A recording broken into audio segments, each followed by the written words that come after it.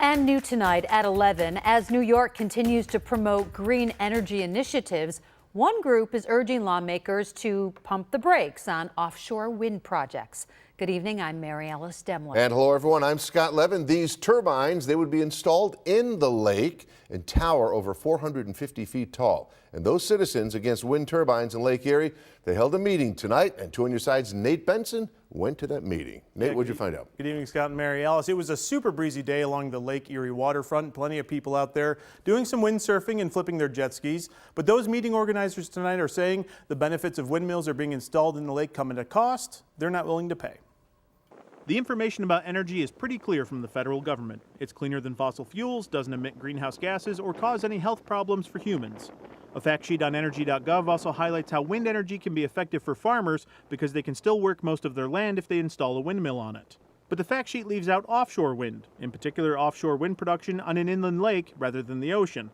That's because none exist. But developers in Ohio and here in Western New York are trying to do it. This has not been done anywhere in the world, to use a freshwater lake like Lake Erie, which is the drinking water for more than 11 million people. Diamond Wind, a subsidiary of Mitsubishi, is producing a wind production project where 50 windmills will be placed on Lake Erie every 0.6 of a mile and sometimes as close as 2 miles from shore, from Lackawanna to Dunkirk. More than 100 people gathered at the Southtowns Walleye Association Tuesday night to hear New York State Senator George Borrello and speakers from Citizens Against Wind Turbines in Lake Erie.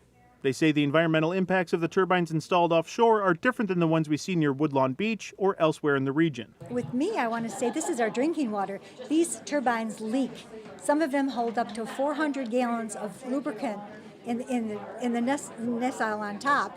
And I think this is what we have to worry about, ruining our water. And they're going to pretty much disrupt any recreational boating or fishing in our lake. Tuesday's meeting was focused on wind turbines, so topics like marine pollution from boats or algae blooms that have been a problem in Lake Erie for several years were not brought up. And you may be asking yourself, are they just concerned about the view? People come from all over to look at our view. Why can't we say it's for our view? But actually it's more for fishing and the birds and the bats. The project was announced back in 2019, so why hasn't any work been done on it? A feasibility study is being conducted about offshore wind production in Lake Erie and Lake Ontario by NYSERDA, the New York State Energy Research and Development Authority. The study was due back in early spring, but has since been delayed. Senator Borrello questioning how the study was conducted.